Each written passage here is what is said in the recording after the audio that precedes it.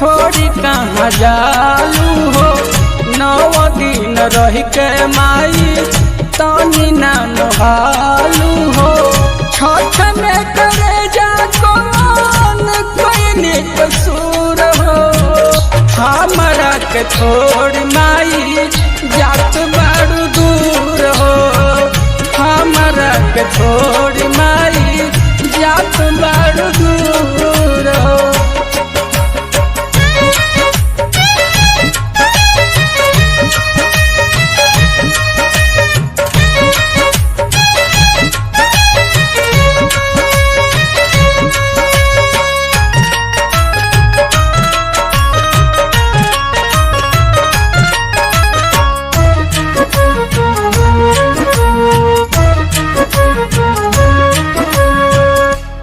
तने तू बात माई हमके बताई तू।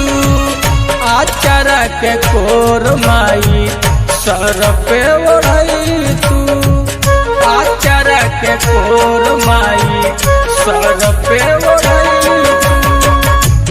तने तू बात माई हमके बताई तू। आचारा के कोर माई सर पे ओढ़ई तू। बानी हम नदान नहीं बोले के सहूर हो। हमरा के छोड़ी माई होत बड़ दूर हो। हमरा के छोड़ी माई जात बड़ दूर हो।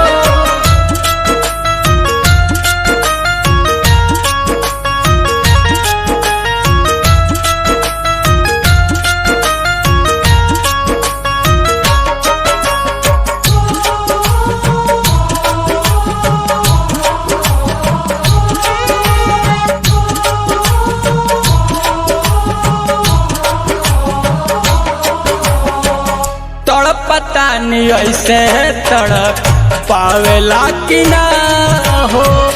बेटवा के याद माई आवेला कि ना हो।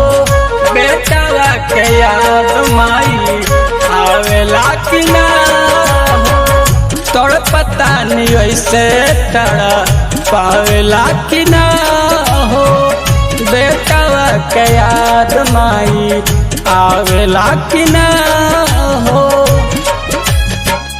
होई कौन गलती माफ करी हो जरूर हो। हमरा के छोड़ माई होत बड़ दूर हो। हमरा के छोड़ माई जात बड़ दूर हो।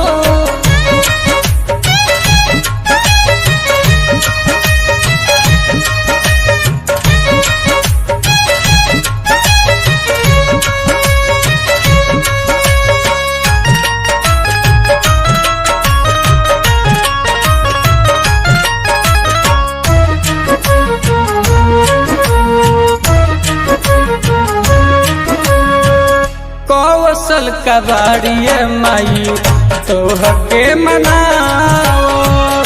आई जय फेरुए माई तोहे गोहराओ। आई जय फेरुए माई तोहे गोहराओ। कौशल कबाड़िए माई तोहके मनाओ। आई जय फेरुए माई तोहे गोहराओ। हमरो सपनवा ना होई चूर चूर। हमरा के छोड़ माई जात बड़ दूर हो। हमरा के छोड़ माई होत बड़ दूर हो। माई हो बेटावा के छोड़ी कहाँ जालू हो। 9 दिन रह के माई तानी ना नहालू हो। छठ में करे जा कौन कोई कसूर हो। हमरा के छोड़ माई जात बड़ दूर हो।